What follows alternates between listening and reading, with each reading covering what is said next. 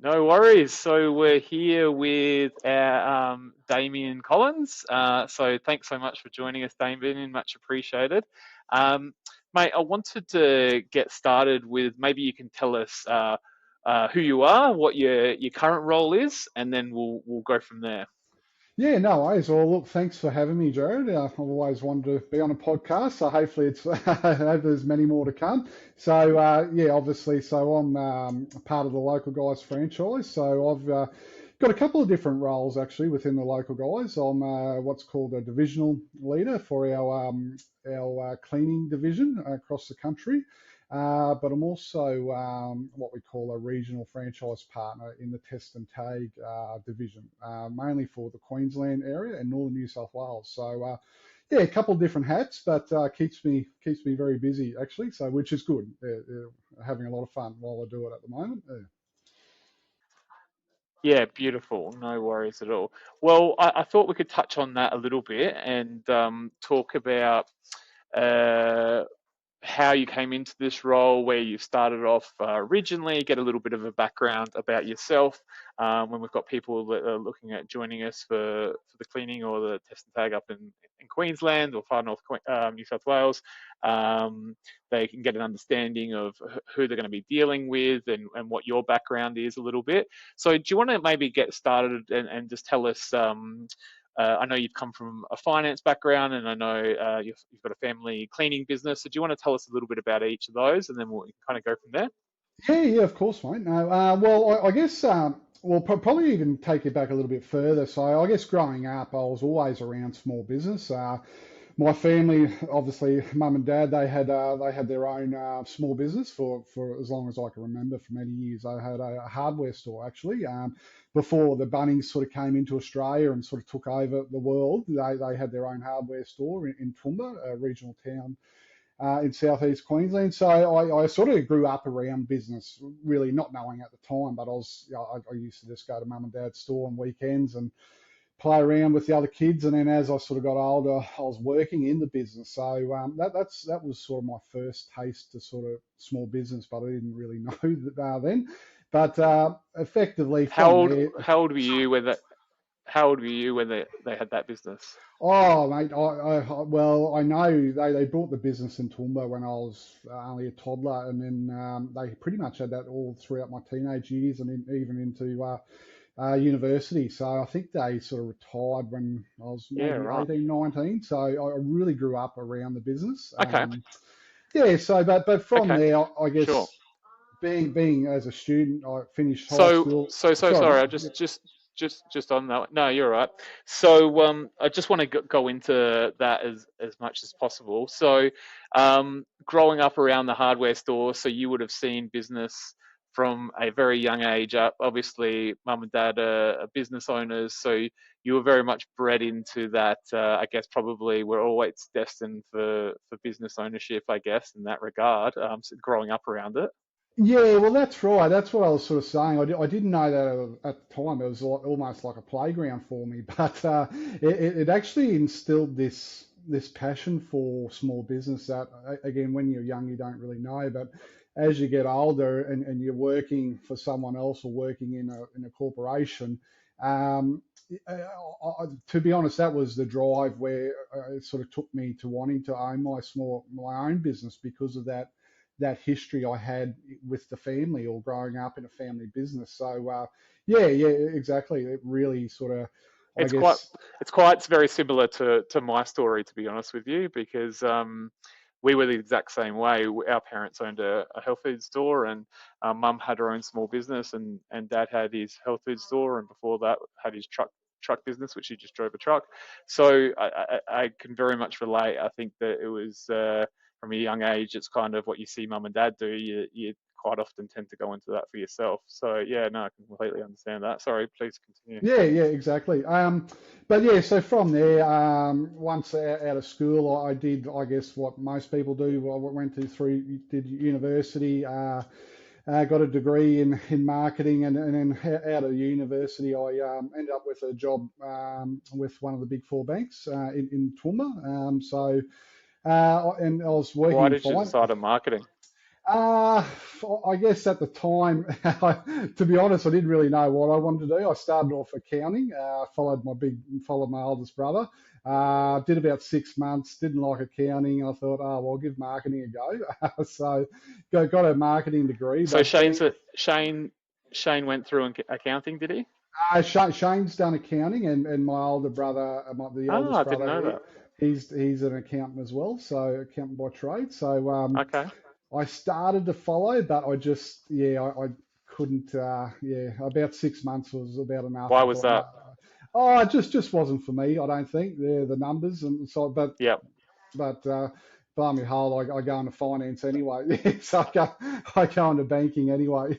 So Similar type of thing. And the only reason yeah. I ask is because obviously Stacey, my wife, she's an accountant and she does a lot of our books in the business, and she also runs a lot of the accounting training in the business as well for new franchisees that come in and give them some insight around bookkeeping and accounting and all the obligations with the tax department and all the rest of it. And she's the same way. She's more of a I think she's very happy that she did the accounting, but and it has that as a foundation. It's certainly helped us in our business, but and our franchise partners in their businesses. She's quite often taking calls and providing support around that, but. I don't think it's her true calling. I think that it's a certain type of person that tends to be an accountant. I know, yeah. I think so. You either love it or you don't, sort of thing. So, but yeah. But as I was sort of saying, I did end up in finance actually, of all sort of things. So, because there wasn't really, being a sort of smallish regional town, there wasn't, I guess, a great opportunity from a marketing point of view. So it was either A, stay in Toowoomba, or B, move to Brisbane, and I decided to stay, and I picked up a job in finance. So which in So hindsight, you were a broker or no, I was in working in the bank in the business area actually. So I was what was called a assistant to the relationship manager or the business manager. But effectively, our role was we were the bank to business clients. So we had a set number of business clients that we would deal with, and we were the bank to them. So they would contact us for everything they wanted. So anything from business lending, their day-to-day accounts, understanding about their business, working with them to try and grow their business. So we were the face of the bank for a select number of clients. So that was I can I guess ask can I sorry, can I ask what was the reason for wanting to get into finance? What was your goals there? Was it look? It seemed like it might be a lucrative industry. What was the thought pattern around getting that um, way? yeah, probably a little bit of both. So this is when this was probably, I was still at university when I got the job, so I was only 19, so I was still fairly young. And I liked the appeal of it, and yeah, probably the money was the big thing as well, or where that could sort of take me. So it was probably around those two main, I guess, main driving factors. From there. But in saying that though, the finance or the banking industry And did how did give you me find it? a great foundation. Well, as I was about to say, it did really give me a foundation, a little bit like my childhood working within a small business. I didn't realise at the time of how much knowledge that parted on me, because I was dealing with business operators who were dealing multi-million dollar contracts, are really big operators. But I would see everything behind the scenes of working with the business, working with great operators about their business, and maybe not so good operators, and sort of you really, that picks up on what makes a business thrive or what doesn't. So it really parted a lot of knowledge onto me, which at the time, I didn't think I'd maybe use that into the future, but it really allowed me to see what works and what doesn't work, which was great. Yeah, so that was Okay. that was a Yep. really good So you got a lot insight. of good hands-on knowledge there, and probably got to see behind the scenes and a lot of people's businesses that a lot of people wouldn't actually get to see what people do right, what people do wrong, that sort of thing. Yeah, exactly right. Yeah, so that's exactly right. And then just over. Very similar to your role. Very similar to your role now. Well, exactly. That's another thing that all these things that I've picked up over the years has really helped me, I guess, part my knowledge onto my franchise partners that I deal with because I've seen, what people do and and see sometimes the pitfalls people fall into. So it really does help me in talking to my franchise partners, but also my own business as well. It really does help. So but mate, from there, So can I yeah. ask? Oh, sorry, I'll just ask a quick question in regards to that one. So, what was the? Because I know you're going to probably lead on to from there. You moved on to something else, but I'd love to get the details around uh, what was your. So, I'm guessing from there you're going to say that you moved on to the cleaning business. Was that the next step? Sorry, I kind of Uh, cut you off there.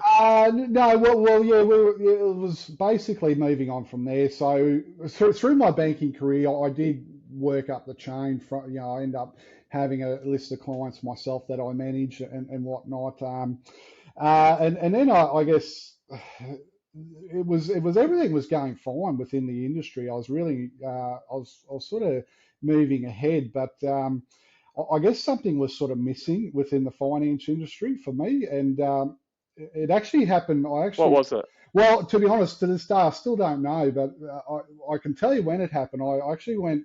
I had a couple of months overseas traveling around the States, and when I got back, I sort of said to me, I just need to do something else. I needed to try something different because I just didn't have the passion or the drive to keep going.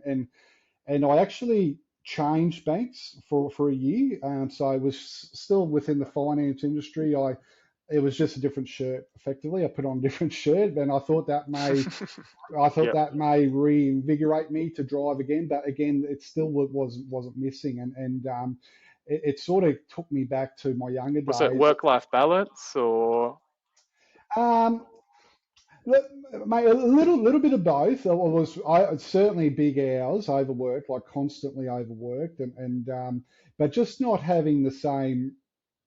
In the back of my mind, I always knew I wanted to work for myself, and I think I got to the stage where what I was doing, I wasn't getting anywhere closer to working for myself. So I really needed to make that step or that leap effectively, and otherwise.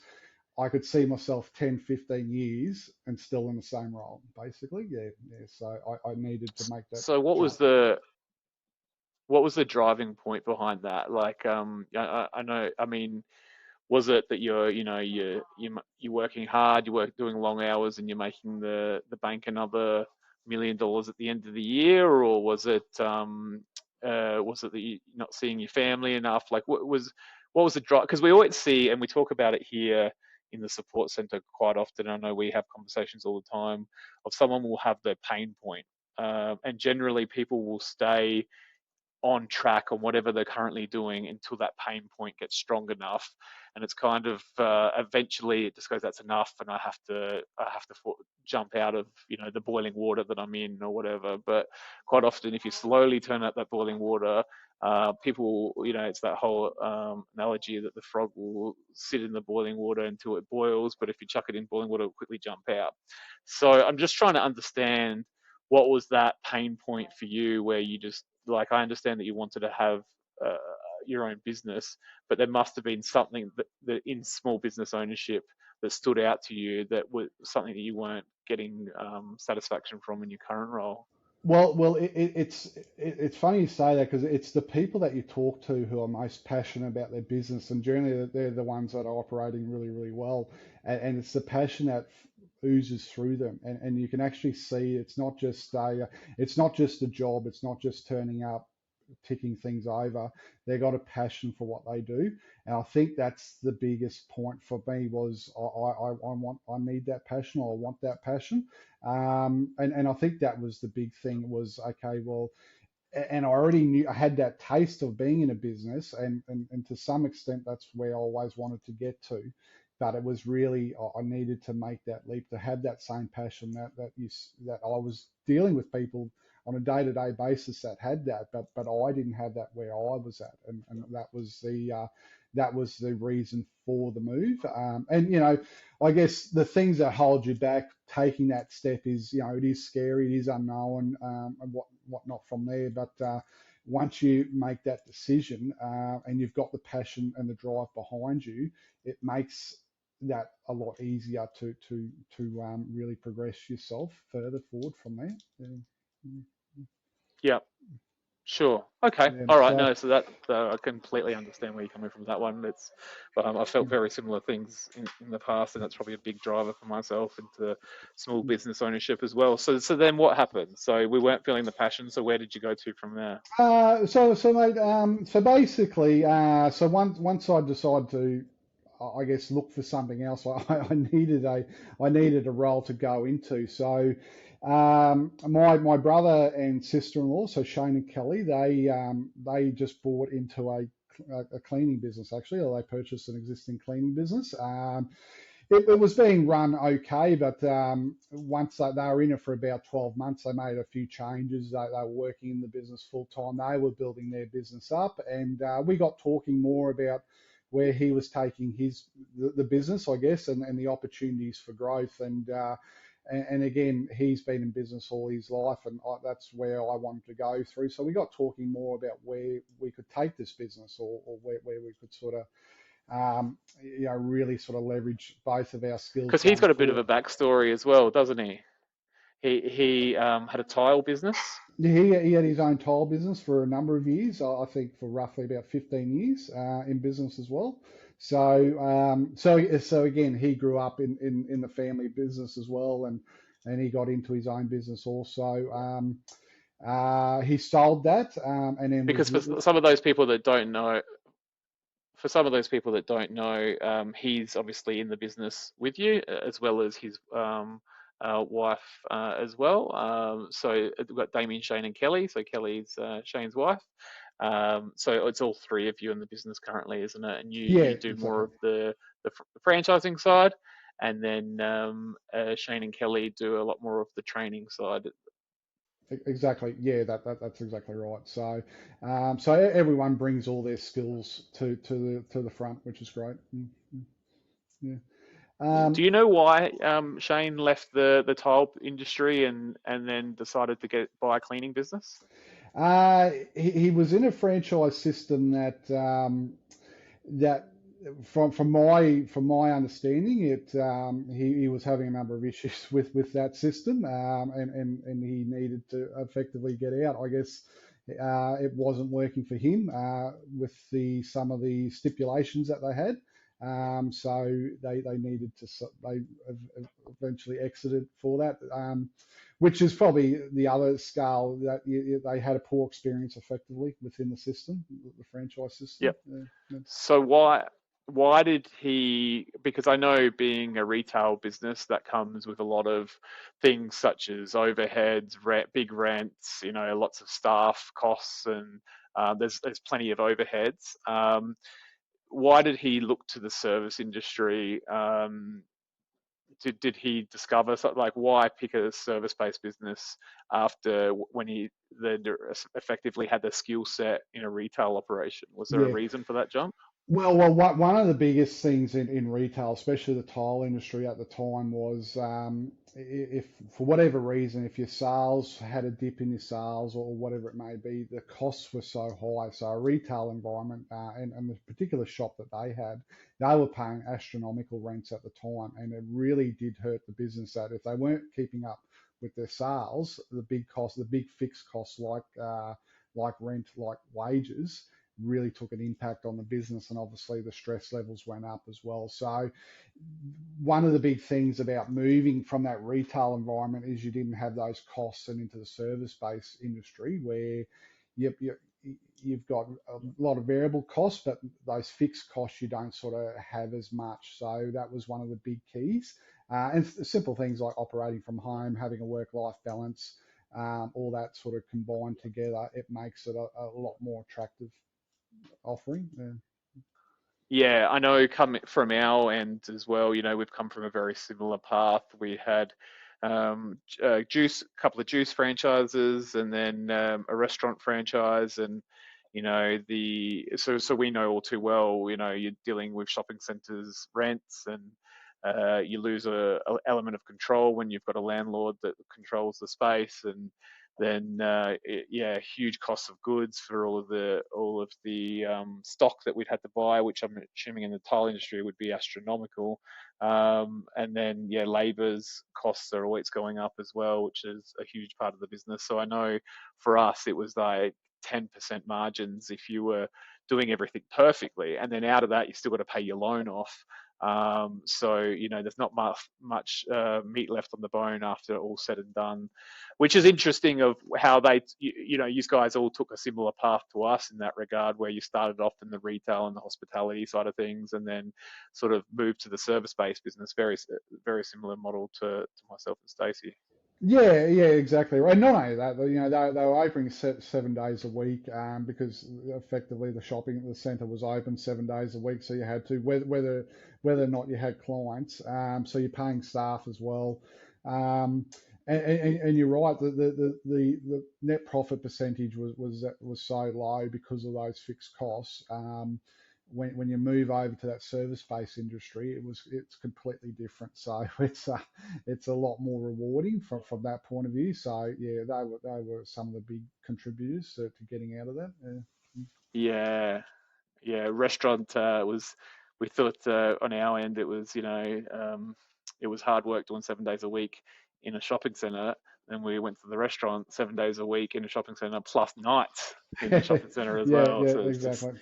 yeah, it's public holidays and all that sort of stuff. So yeah, work-life balance was non-existent. Yeah, exactly. Yeah. Um, so okay, cool, no worries. So that gives us a bit of an understanding of Shane and Kelly's direction, which is great. So they've got into this cleaning thing. They've obviously looked at the work-life balance or lack of previously, and decided that the cleaning industry. Why the cleaning industry?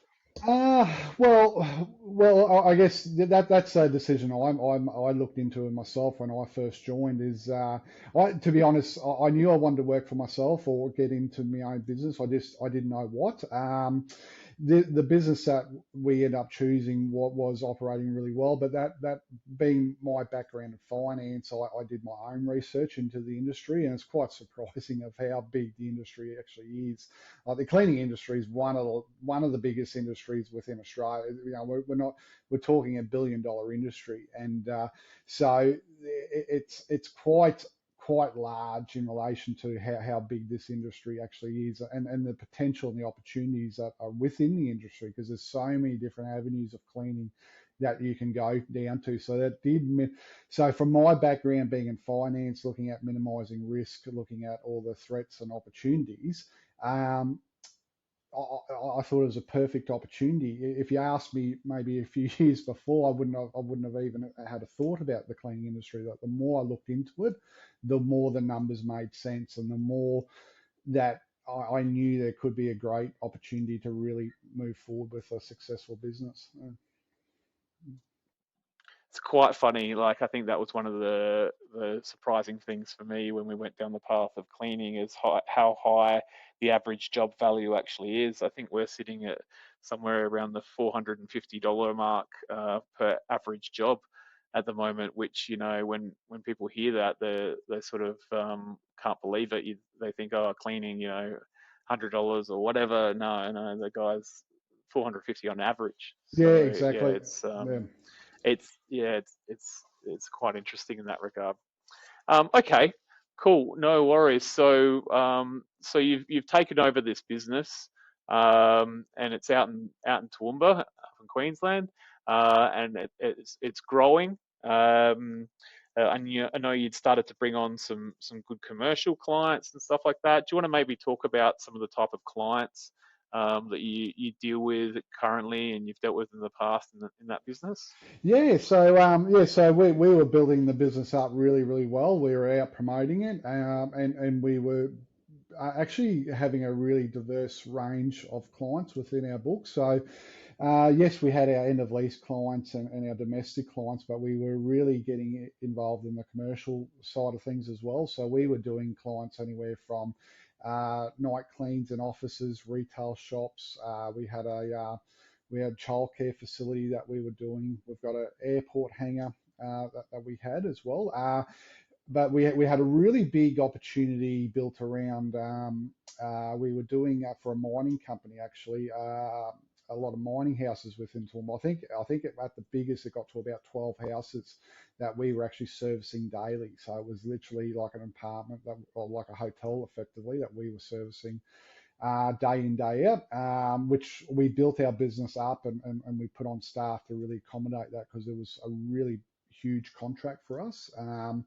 So that was a great that was all going really well. The business was going fantastically, but then COVID hit. So I think it was there about the start of 2020. We had obviously the pandemic, and this client, being an international mining company, they had all their staff effectively flying from overseas. Um, Once the borders closed, Because we were talking about thousands of dollars a week. That was yeah, thousands of dollars a week, that job, wasn't it? yeah, Yeah. it was literally it was getting up to over 150 to 200 hours a week. It was literally a really big contract that we've had that, and we had to gear up to do it that way. So we were talking a lot of dollars in relation to that. But all of a sudden, this contract overnight just fell over because they didn't have the staff coming in, they didn't have the houses being rented out, and all of a sudden this business is just, a lot of the income is just completely wiped. So that was, while it was going really really well, it was an external threat that we had no control over.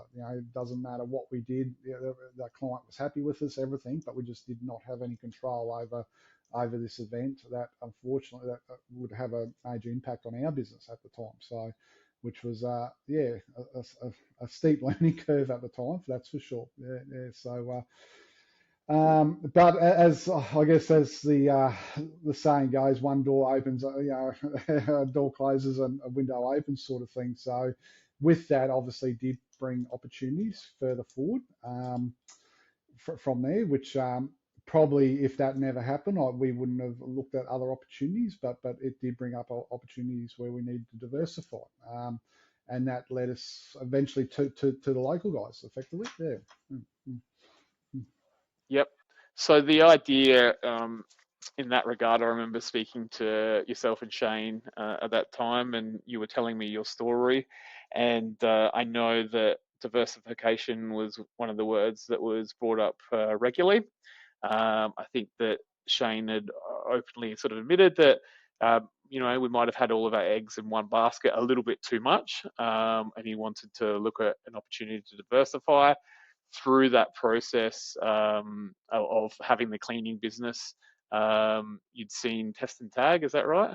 Well, actually, I came across Tested Tag when I was in finance. Actually, I had a business customer that was getting into Test and Tag on I guess on the side as a side business. This was years and years ago, and I remember him talking about it, saying he's actually making more money out of Test and Tag than what he was doing with his main business, because he had all the big overheads. He had the rent and he had the big wage costs and whatnot. So I knew a little bit about Test and Tag from many years ago through him, and when we talked about, okay, well, let's diversify. What are we going to diversify into? That's when I brought up Test and Tag. I thought, well, why don't we have a look at Test and Tag? And then we sort of started to investigate a little bit more around that effectively when we wanted to diversify going forward. Yeah, perfect. Okay. So that's obviously how you got in contact with us. And I think we were originally having the conversation around a unit franchise, and we'd seen that you guys had some pretty good runs on the board as far as your business knowledge and some history in business, and done some great things within the cleaning industry as well. So I think that we'd suggested that maybe you guys look at coming on as a regional franchise. And at the time, you'd taken over Queensland and far north, or northern New South Wales. Um, and I think that's where we kind of sat for a while, didn't we? Yeah. That was it. That's right. So, that was a good opportunity for us to, I guess, just get our feet on the ground and build the division up in those areas, and also build the test and tag up, and the brand and the name in the areas. So yeah, we sort of just concentrate on that, Yeah, and get that strong, yeah, so to speak. Mm. yeah. So, so in that regard, you had your own test and tag business, which you still operate today. I know that you're looking at potentially moving that along at some point, but you got into the test and tag industry. How did you find that process when you started the test and tag business? I'll ask you about the franchising side separately, but just the actual having the test and tag business itself. Look, it was actually really enjoyable to. We were doing something different, so but and as I said, we were diversifying, but the whole process from start to finish was, well, to be honest, was a really easy process to understand. Like, the training that we went through with head office, through all the staff, they were sort of lovely with us. They answered every single question, and the training that we sort of did in the practical side of things made it really easy to understand. And then once we got into the business, you know, again, my background, I was doing budgets, forecasts. I thought, oh, well, look, if we can get at least a couple of jobs within the first month, they'd be happy, because being a banker, they're always on the I guess, sort of never overly optimistic being a banker or ex-banker, so you always sort of plan for the worst. I remember our first week into the business, we had leads, and we had, I think we had a handful of leads within our first week, and we had jobs booked in our second week. Like, it just sort of took off straight from the get-go. So everything, and that was one of the big things that was really pleasing for us, because Shane's previous experience being in a franchise, where it hadn't been so good coming into the local guys, and one of the big things about choosing the local guys is the trust that we felt from head office, and the people that we were dealing with, and to actually see that follow through with jobs straight away, it was even, it was fantastic. Like, we were budgeting sort of a few weeks out, but as I said, we were hit the ground running, and it just is built further and further from there. So the whole process from start to go was just, yeah, was always top notch, yeah, for sure. So you had a quite a good lead that came through to you very early. I think it was within the first couple of months. Do you want to talk about that one and yeah, go into that one a little bit? Yeah. So, I think within, it might have even been within the first sort of 5 weeks, or within nearly the first month. So we got a lead through for a student accommodation in Brisbane. So it was effectively two touts that we were quoting on to test. Something, I think it was roughly about 6,000 items that we quoted on, and through the lead through head office, we end up winning the deal.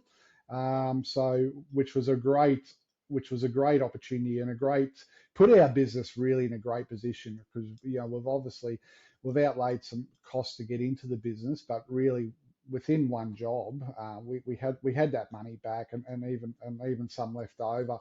And since then, we've done the job on a regular basis. We do it every 6 monthly with the RCD checks as well. So, from one lead, it's paid it's paid over and over again, our initial investment. And yeah, it just goes to show that what can be out there. And to be honest, I don't know, without having the head office send that through, and the work that head office helped to win that deal, I don't know, I'm sure we wouldn't have won it just on our own if we were out on our own running our own test and take business. So that was, as I said, paid for itself straight away. Mm, mm, I think that's the thing with, yeah, I remember we were like, oh, we've got the franchise paid off and we're only a few months in, which is a great start. But I think that's the one of the things with test and tag. It's very easy to become a test and tagger. A lot of people think you need to be an electrician. You don't. It's like a 1 day course and you're licensed. but there's a very big gap between people that do their license and then people that are still doing test and tag, even 6 months later, definitely 12 months later. I think that it's a hard market to crack into work wise. I think that because you're dealing with business to business only, and you're dealing with a lot of offices, schools, universities, all sorts of sort of larger corporations. Most of them don't want to deal with Joe Blow's test and tag that may or may not have insurance, that may or may not have police clearances and working with children's and things like that. And there's no one sort of upholding the brand standards and making sure that they've got standard operating procedures for this and work health and safety stuff for this and that and all the rest of it. So I think that that's one of the hardest parts is I think it's a lot easier if you were, starting a cleaning business or some other sort of business. It's probably easier because you could find work up and down your street. With test and tag, you can't do that. So it is that does tend to businesses tend to want to work with someone. Would you agree with that? Oh, completely. I think the having the franchise support and the franchise advertising as a whole and just the branding and the name behind us made life so much easier. I would have hated having to go out and on my own and really try to generate that business because there is a little bit of a lag time in relation to doing some of those quotes and getting those back through. But having the support of the franchise behind you, you're getting leads through from head office. People are actively looking for test and tag. They need it done within a relatively short time frame. So it made it a lot easier. Like I never in my wildest dreams that I think I would have jobs booked within my second week. Again, coming from a banking background, I was doing forecast budgets to really not making sort of any income within sort of 5 6 weeks because I thought it'd just take time to just build up the name and just get it out there. But there was literally jobs coming in within the second week. So I completely agree. Makes the process a lot easier for sure. Yeah, definitely. Yeah, yeah, yeah. No, definitely. Um, Well, that's great. That's excellent. That we've obviously got to the point where we've got that businesses pumping along. I know you're doing six-figure numbers in that business, which which is great, and it's humming along. I think I just wanted to talk to you about the franchising side now for the test and tag. So. I know that that's been really popular in Queensland and New South Wales. You've got a number of franchisees that are working underneath yourself. We every 6 months do our QAR where we'll get reviews in from our franchise partners on how we're going as a support centre and how our divisionals are going as well and our regionals. And I know we're always getting strong feedback from yourself. Um, how do you find that process now? You've got, as I said, a number of guys working underneath you, and you're quite often onboarding new people. Um, how do you find moving into that type of role where you're now moving into more of the support role and assisting? I know you've just had new people join you recently.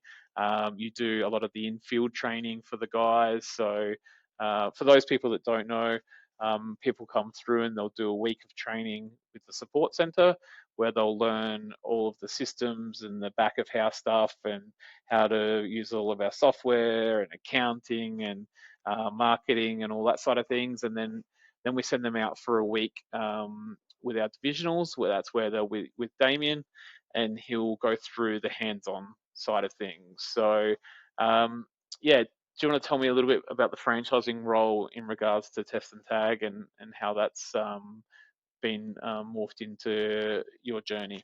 Yeah. Well, to be honest, I think the franchising space and dealing with the people, it's probably the one of the most rewarding for me, and it's probably one that I get the most enjoyment out of because I am right from even from I'll take it even from the start when I'm talking to people that are looking at a franchise or the possibility of a franchise. I guess I'm talking to people that want to be there, a small business owner or want to work for themselves. So I do. I do see that, and I see that I was in that position at some stage years ago. So I do emphasise where they're at, and I guess their motivation or their passion to be in a small business owner. So that's what I really enjoy is talking to people, and then obviously once they do make that commitment or going through the process to join the franchise, I love the journey that we take them on, or I love the journey that I'm involved with them to take them on, from going from thinking about being their own business owner or having a dream about being a business owner, and then turning that dream into reality, and then working with them from, once they're onboarded to working, when they first start into the business, especially if they've never had business experience before. It is a bit of a journey that we've got to go through together to just effectively keep the confidence up and keep working through with them, because once they go through that journey,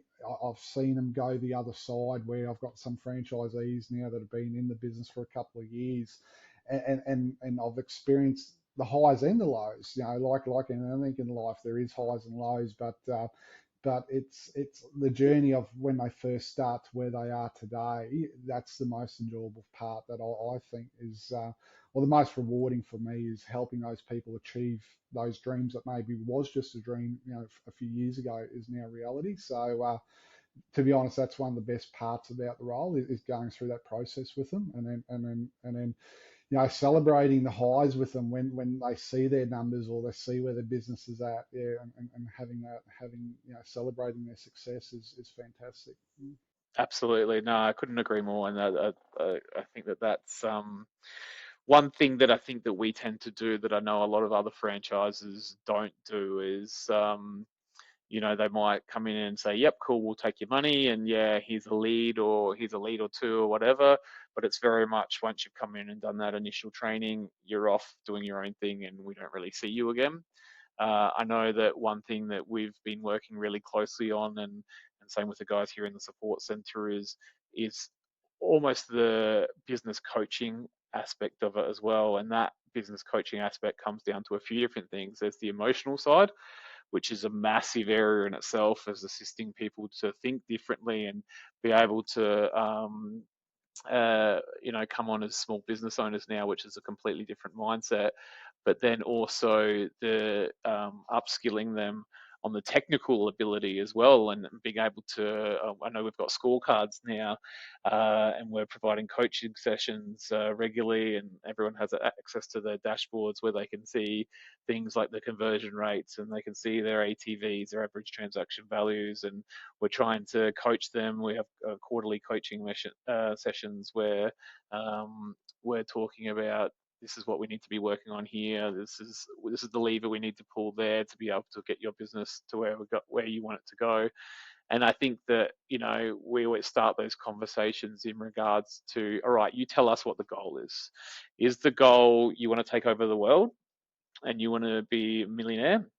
Or is the goal that you want to make X amount that can cover you so you can take Fridays off to play golf, and you're making enough and you've got that flexibility where you can spend more time with the kids? Or what is the goal? So I know, like, starting those sessions and having that, everyone's got that different goal, and we're trying to move the needle, pull the levers or whatever that we need to do to sort of set that up for them. And that's what I love about our model, is we are fixed fee. So I think if we were running off a percentage, the model would very much be set up in regards to more money, more money, more money, more money, because that's going to flow on to us. Where we don't make any more money from providing these coaching sessions and assisting people to grow their business. It's purely for the fact of that if we have strong franchise partners businesses, then as a network, we have a stronger franchise network, and then ultimately, obviously, more people are going to want to join us because we're providing genuine value. So no, I totally agree with you. I think that that's one of the most rewarding parts for myself as well, as you see someone coming in, and I've seen them, from, you have as well. You've been around long enough now where you see them at this end of the spectrum, Yeah. and then they go on this journey, and then you see them on this other end of the spectrum, and the they're the happiest people in the world. But you're like, I remember you when you were 2 months in and you were cursing at me. So Yeah. it's so funny just watching them go through that lifestyle. And then seeing now you're helping a couple of people with exits. Yeah, So you've yeah. got one person that's gone through an exit at the moment, and I think they've sold out and made a very good, solid return on their investment, and I think they've tripled their money somewhere around there.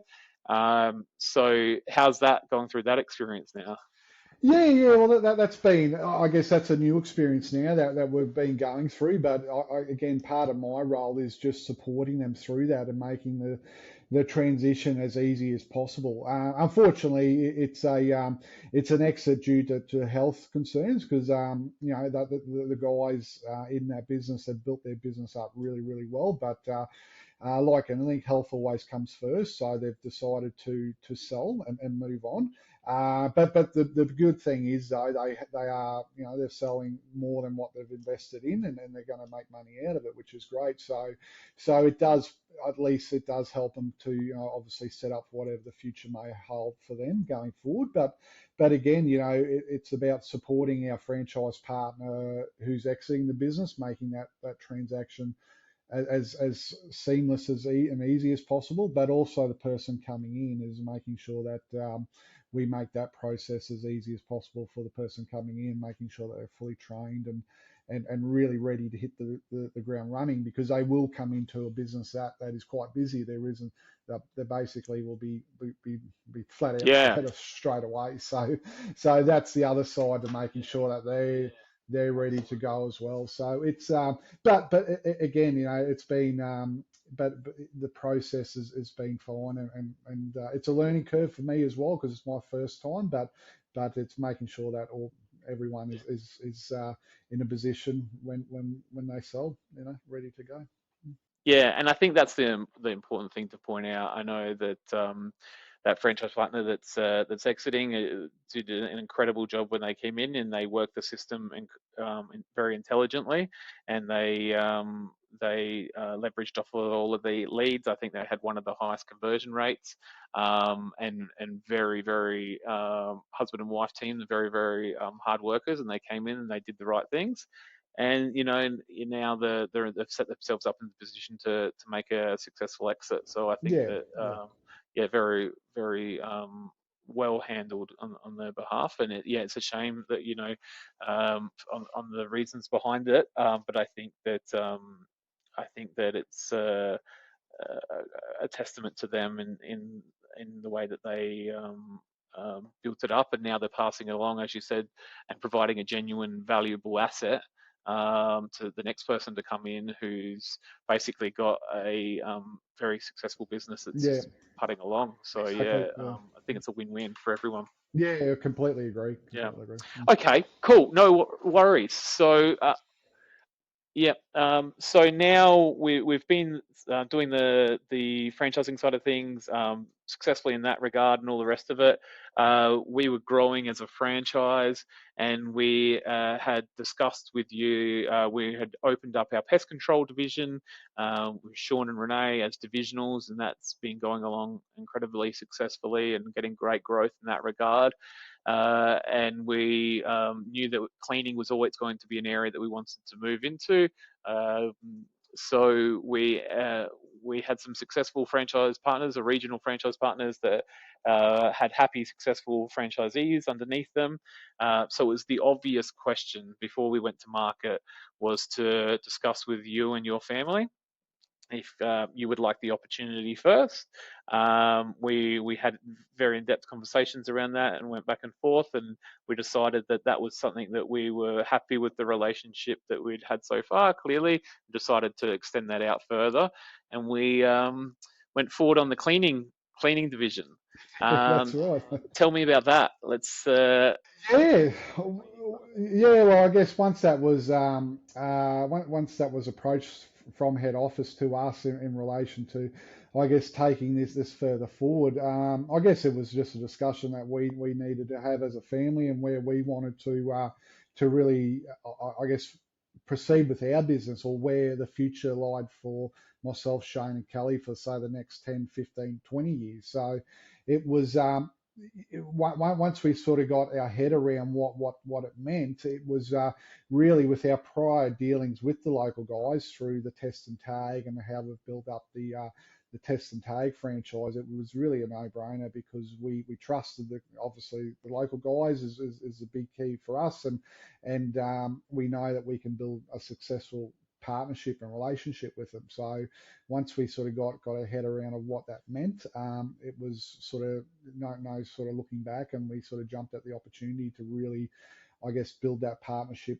further with the local guys going forward on the cleaning front, yeah, which was great. So and then yeah, we've sort of hit the ground running basically from there.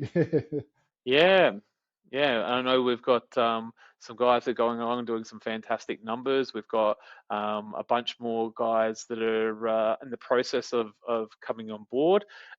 So yeah, no, it's a very exciting space within the business. Yeah, so no, we're really excited to watch that division continue to grow, and it's I think I was only getting feedback from one of your cleaning guys yesterday saying how much they've appreciated and how much you've helped them in their business and helped them succeed, and I know that they've been doing some fantastic numbers. So yeah, no, we're really excited to watch that growth of that division. So yeah, no, that's great. I wanted to ask you, what are some of the things that you look for in when you're onboarding a new franchise partner? What do you think makes a strong franchise partner? What do you think some of the I'm just looking for little bits of advice, maybe. I know I asked Sean and Renee the same thing in pest control. What do you think some of the things that you wish you knew, maybe, or you could part on some of the other franchisees that have come on that um, things that you're looking for, a little bit tips or tricks that you could give them in regards to the onboarding process of starting their new business and things that would help to make them more successful. Yep.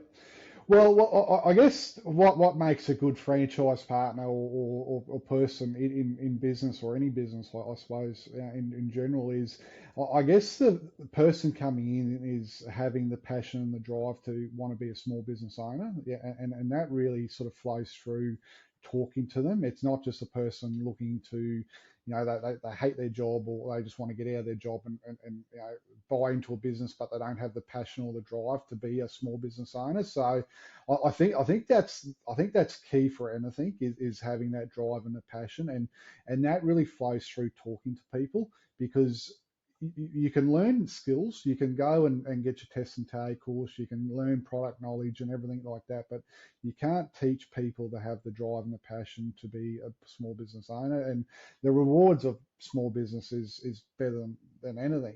It's the rewards of building a business and seeing the growth of it is great, but there is times where, like anything, there's ups and downs, but having the drive and the passion really sets you up for success, and that's what I guess that's what I sort of look for is making sure that they've got that passion behind them. And then I guess the biggest tip for me is when you're in business or when they've just been in business is surrounding yourself with good people. Like being in business, it's human. You can't be good at everything. You've got so many things to worry about when you're in business. You got to do, if you're in a test and tag business, you got to do your test and tag. You got to do your book work. You got to do all the other bits and pieces, marketing. But I think having good people around you is paramount to any business, and that's things like having a good accountant, having a good banker, having a good solicitor, having a business advisor, because you can't know everything. But if you've got people that you can use as a sounding board, I think that really does help you in your journey of building your business up as well. So that's probably the biggest key for me. Even when I first started out, it was having those key people around me that I could they could part their knowledge on me because you don't know everything, and then but if you got the people around you, you know where to go. So they're probably a couple of key things that a what I look for, and b is probably best piece of advice is surround yourself with good people when you are in business, especially when you're starting out. Um, how do you find the emotional side? Because I feel like the emotional side is probably like 80 to 90% of the, not only with the buying decision, but then once you're in as well. I think that controlling your own mind and small business ownership can be very much a roller coaster. Mm-mm. And I think that if you don't have control of that and you can't think long term, it can be very scary because you can be spending money over here and you can be doing things over here, and you might have like this expense and that expense and all the rest of it, and it might be 2 weeks or 3 weeks or a month or even 90 days before you're getting paid for things. And that can feel very strange for someone who's received a wage every week and it's consistent. I know every week I'm going to get paid and my tax is being taken out for me and I don't need to worry about any of those aspects of it, into I have to control all of this. Um, how how do you feel like, and what do you have any tips of potentially what people can do to who might be at that really early stage and they are scared, Yep, yep. because fear is always a big thing. If you might be giving up a job where you've got guaranteed income every week to now, this thing, and they're putting a lot of that faith into you, especially as a Yep. divisional, like Mm-mm. you're the human contact, Mm-mm. and they're just going, here's all my trust and it's going over to you. Yeah. How does uh, how do you sort of what do you advice do you give people to that, or what suggestions, or how do you help with that situation, or what do you do in that Yeah, regard? it's something that it's something that at some stage everyone, I think everyone does go through that at some stage, so throughout their journey in their business, especially when they're starting out. And the biggest thing that I talk to, and again I use the franchise system as as to an advantage, because we're in a franchise system now where we have, you know, I think we're over 30 franchises across the board. So there are proven systems and proven steps in Getting place. close to 40. 40, yeah, yeah. So there's proven systems in place that anyone coming in will have those doubts at some stage. Oh, the marketing's not working. I'm doing cold calls, they're not working. But we have systems in place where we've had 40 people that have gone through before, have followed the processes and the systems that we have implemented, and they've all come through the other side. And I think giving them comfort around that, and even encouraging people, we're in a franchise system, we're all in this together. You're not on your own. Talk to other franchise partners, buddy up with other people, ask for people's, and it comes back to those advisors again within the franchise system, is really talk through people, because I think they're people that have gone through it and experienced that. Everyone tells me, and I always ask people within our own franchise system, that you stick to the processes, and you do come through the other side, because the irrational thinking can get the best of you sometimes when I think that really helps. The things like the scorecards as well, I think really help now as well, because me having the finance background and being, I guess a little bit more on the analytical side of things, I think sometimes looking at the numbers can really help you as well, because you may not know that you might be doing better than what you think, because the irrational thoughts are sticking in. So I think having the data that we are now providing to our franchises each month really gives them a clear indication of where they're heading, Yep. but also gives them a clear indication of if there's areas that they need to work on as well. So it's not just a matter of blindly sort of going through the process and sort of picking and choosing. They can actually really be strategic and say, right, I need to work on my conversions, or whatever it may be. They can really focus on that because the data is showing this is where they're at. So it does give them all the tools necessary if they do need to work on an area, that they can really work on that as well. So I think giving them as much information, as much reassurance in the process as possible, and then as much data as possible to show, hey, this is where you're at, this is where you're heading, and if we do need to fix some things, this is where we can concentrate on, and really having a plan of attack to say, okay, right, these are our goals, 1, 2, 3, but these are the strategies on how we're going to achieve those goals. And I think that really puts a Yep. framework around that. so that they can work towards something.